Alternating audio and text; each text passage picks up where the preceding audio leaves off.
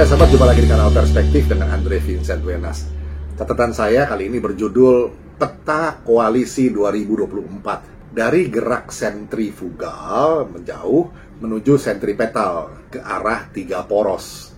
Ini ada sedikit koreksi dari tulisan saya waktu itu yang ada typo atau terbalik antara tulisan sentrifugal dan sentripetalnya ya. Kali ini sekaligus koreksinya. Begini, setelah bilang tidak mau koalisi dengan yang ini atau yang itu, gerak sentrifugal artinya dinamika politik nasional mulai bergeser jadi gerak sentripetal, mengarah ke pusat. Ada berapa pusat? Sementara ini terpola menjadi 3. Ya sementara ini ya.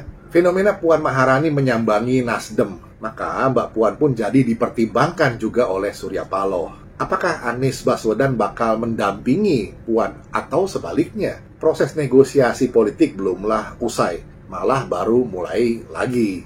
Nasdem masih menyimpan 2 nama selain Anies Baswedan. Ada Andika Perkasa dan Ganjar Pranowo sebagai pemain cadangan. Atau malah bisa juga jadi kartu joker malahan yang bisa menganulir Anies Baswedan nantinya. Let's see, kita lihat aja.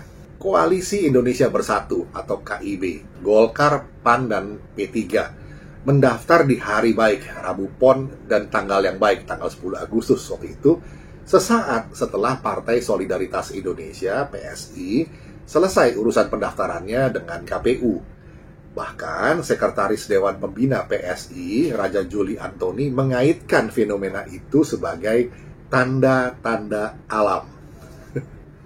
Tidak sampai 2 minggu, sahabat, pada malam tanggal 23 Agustus 2022 kemarin, Giring Ganesha beserta Sekjen Dea Tungga Esti, Ketua Isyana Bagus Oka, dan Bendahara Umum Suci Mayangsari, didampingi pasukan juru bicara DPP PSI, bersilaturahmi ke kantor DPP Golkar. Diterima jajaran elit Partai Golkar yang dipimpin langsung Ketua Umum Airlangga Hartarto.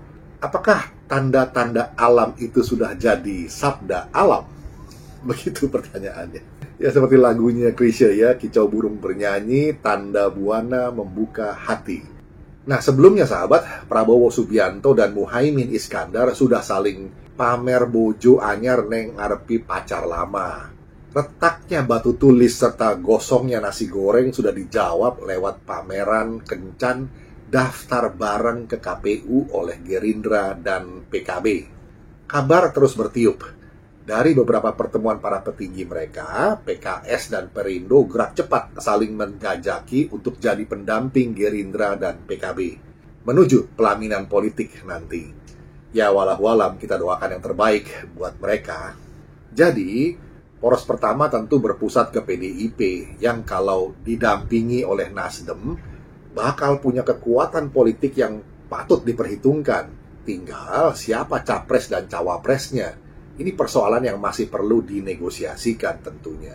Faktanya sahabat, PDIP adalah parpol besar yang menguasai parlemen lebih dari 20% dan mendominasi eksekutif.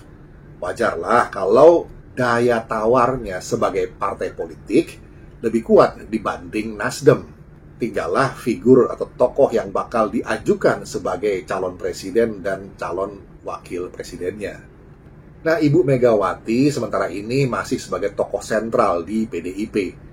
Pastilah beliau bakal kerja keras membangun figur atau ketokohan dari Mbak Puan Maharani, putri tercintanya. Paling tidak agar jadi sekaliber Ibu Mega sendiri yang mantan wakil presiden dan mantan presiden juga. Objektifnya tentu agar Mbak Puan bisa mengimbangi aura politik Prabowo Subianto yang sudah beberapa kali bertempur dalam kancah kontestasi Pilpres. Nah, rencana besar politik PDIP ini mesti dimulai dari sekarang, yaitu dengan mencapreskan Mbak Puan Maharani. Mungkin ada semacam semangat kejar tayang, mumpung Ibu Mega masih menjadi tokoh sentral di PDIP. Ini boleh dianggap sebagai long-term plan yang strategis juga sebetulnya. Sangat bisa dipahami.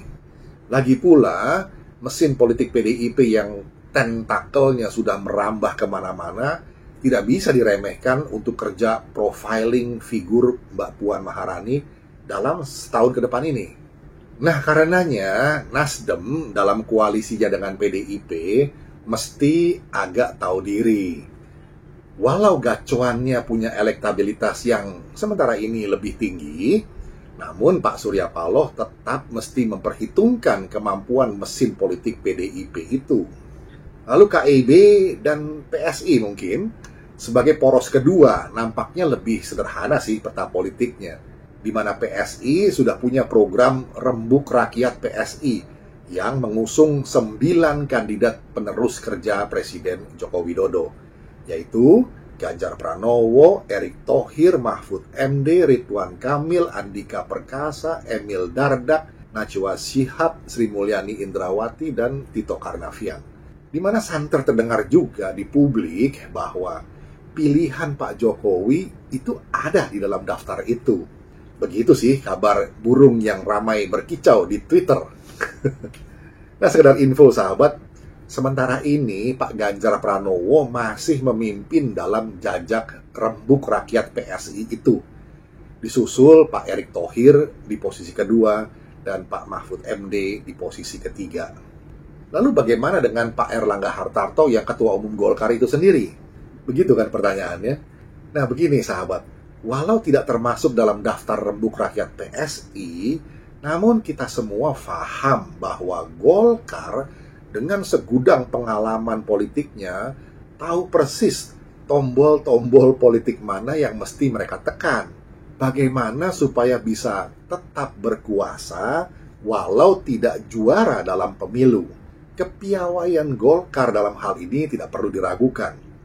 Dalam hampir setiap periode pasca Orba, walau presiden dan wakil presidennya bukan dari Golkar, namun Golkar selalu ada dalam kabinet maupun di parlemen, selalu ada di pemerintahan.